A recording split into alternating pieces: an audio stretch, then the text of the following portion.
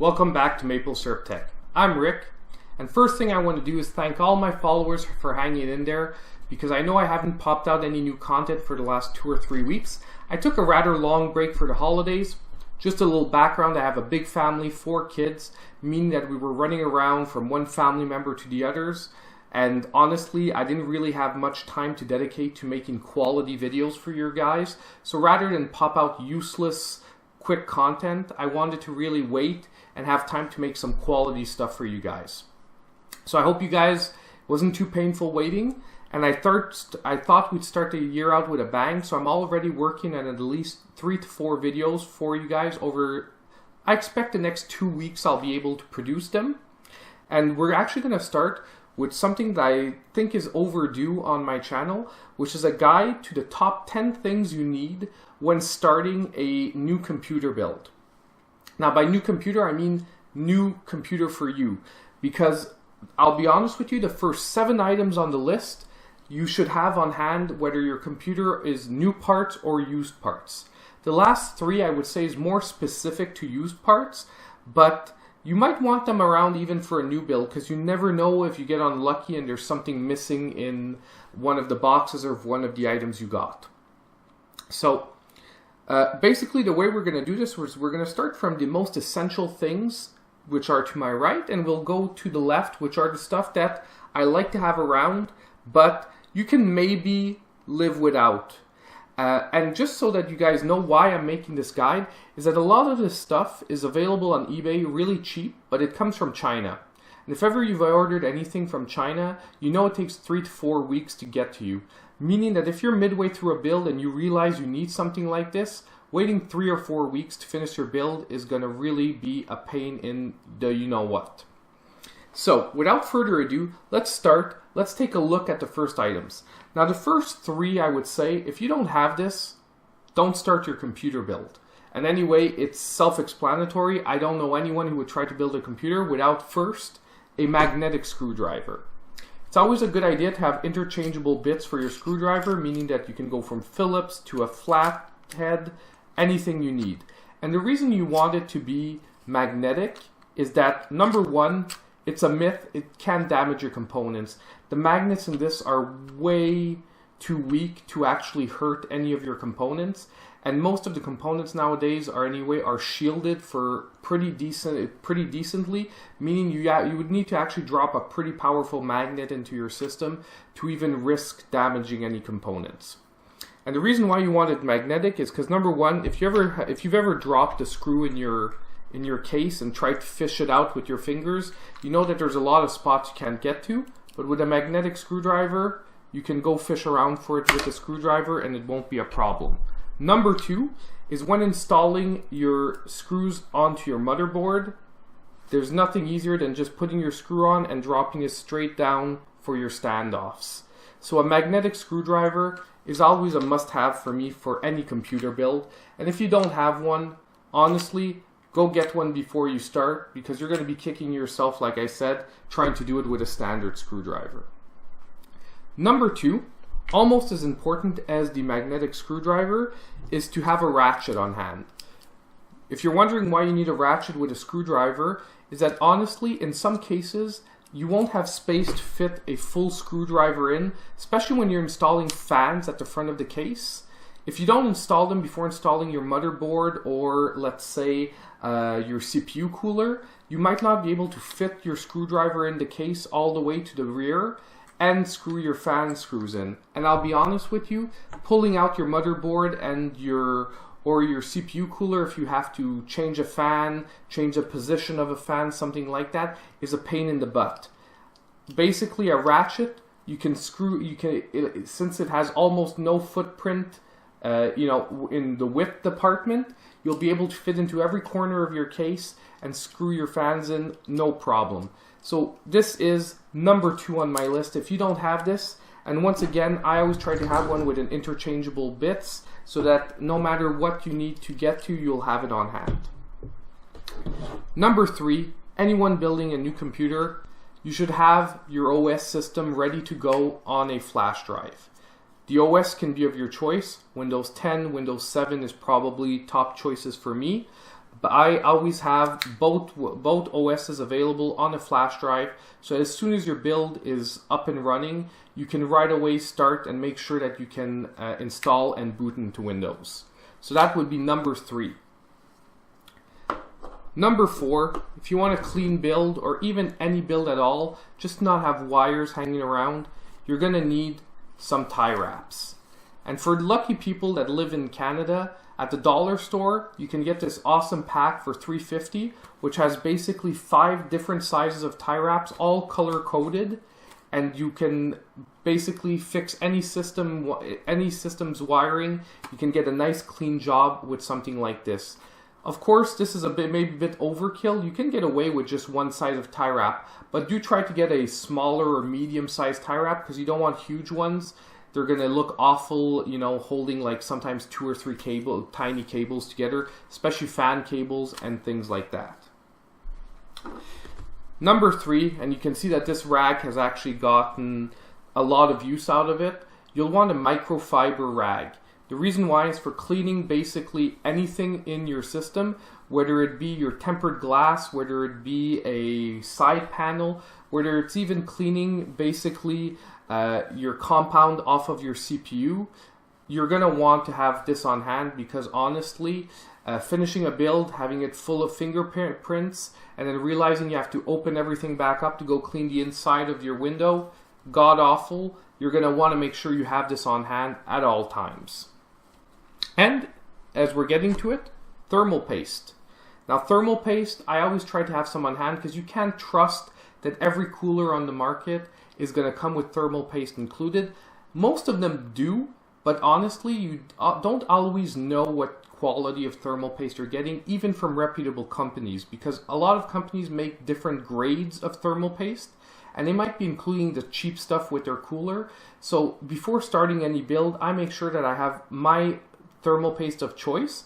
And if you guys haven't seen it yet, I have a video up there comparing 12 different types of thermal paste so that you guys know which are the best on the market. So after this video, if you don't know what to buy, I strongly advise you to take a look at the video. Deep Cool Z9 is my thermal paste of choice now after doing that video for you guys, because price quality, so far, it hasn't been beat. I haven't given up though. I'm still looking at different thermal pastes, which I'll be coming to you soon as well. But always have this on hand, and especially if you're building a used computer, this is one of the things I really like to have, because as soon as I buy a video card and it's more than a year or 2 old, I always do I take it apart, clean it up, and I replace the thermal paste on it. So I would recommend for any new build, have this on hand and have your own brand on hand so that you know you're getting quality stuff. The last thing, and now we're starting to get to stuff that maybe you can do without in some builds, but it's going to feel awful to be all the way through it and realize you need this. And the first thing is fan splitters or extensions. Now I always have the 2 fan and 3 fan model on hand. The reason why is because honestly, very few manufacturers fans will fit all the way through a case, and sometimes you'll need a little bit extra room for your motherboard, or simply sometimes your motherboard doesn't come with enough headers to power all your fans. Or what I do as well is I don't want to have to program like 6 different fans in my computer. So for example, I'll put the 2 front fans together or the 3 front fans together. I'll put the top fans together on another header. So that way I have to adjust less headers altogether, because I know that those fans, I'm always going to want them spinning at the same RPMs. I'm not going to want one front fan going full power and the other one half. So honestly, fan splitters or extensions is something you're always going to want on hand. And on eBay, you can easily get from China, you get like packs of 5 or 10 of these for under $5 easily. And that's Canadian. So in the US, it's probably going to cost you guys even less than that. So honestly, with these 7 items, if you're building a new computer, you should be good to go. This is what you really need to get everything going and to make sure that your build goes through well and that you don't wind up stuck halfway. The last 3 things I would say is more for those of you building from the used market. The reason why is because basically in the used market, you can't always trust that the part you're getting is going to have all the components or all the little screws and things that come with it. And talking about screws, that would be the first thing.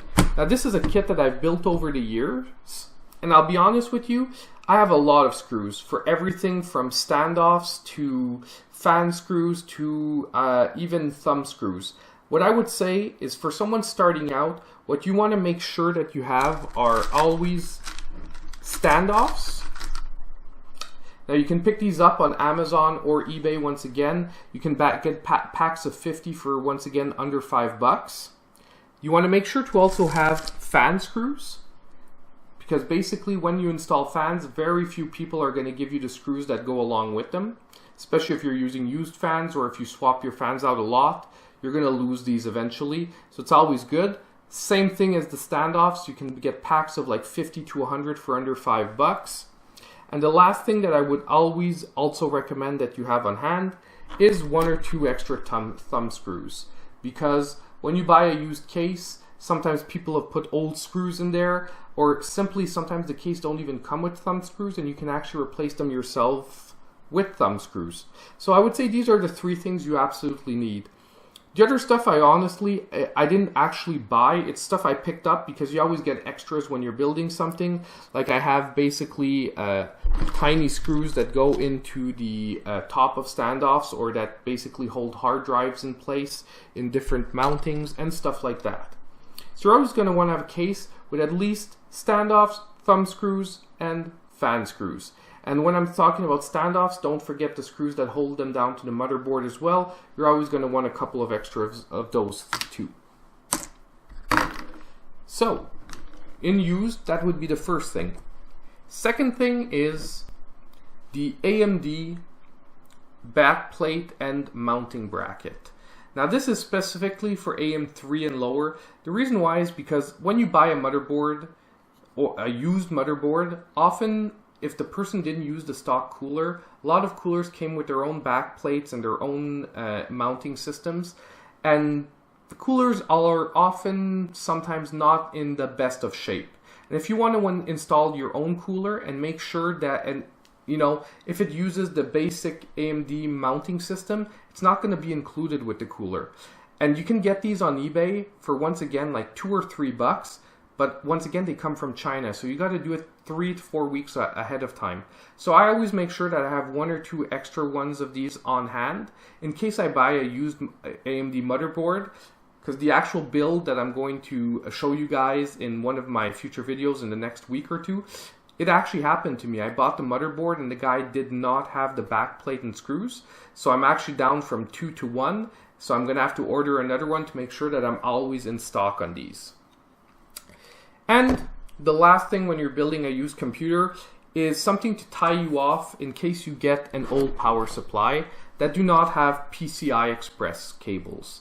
These are basic adapters that you can get once again from Amazon or eBay that basically will switch either a SATA to 6 or 8 pin or a Molex to 6 or 8 pin again.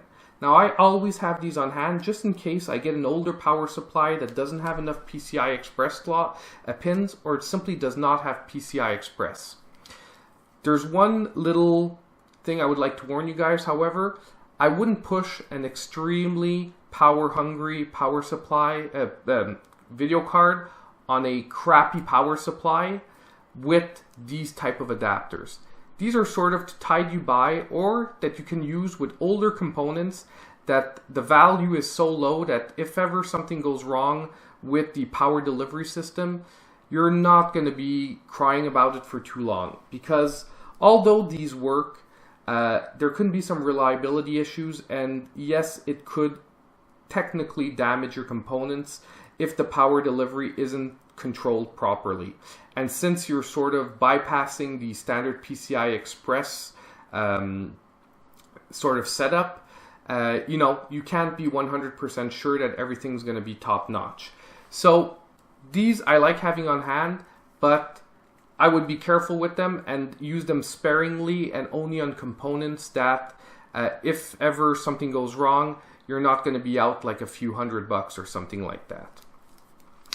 So that goes through the top 10 things you need when you're building a new computer build. I hope that, for those of you out there, you've at least found one or two things that maybe you didn't think of or know existed, and that this is going to help you in your next builds. This is all stuff that I got from over 20 years of building computers, that I make sure that I always have on hand. I'm not saying this is all you need. For example, rubbing alcohol can be another thing, but you can always get by with other types of products. You can just do it with your dry rag or whatnot. But at the same time, these I would say are the essentials. So as usual, I hope you guys liked this video. If you did, drop me a like, and always leave a comment. If you have any questions or anything you need to know about any of this, just leave them in the comments down below. I try to answer everyone I can when I know the answers. As usual, my link to Patreon will be down below. And, if you really, really love this and you want to see more content, please subscribe. It really helps the channel a lot. So thank you guys for watching once again, and I hope I'll see you guys in my next video.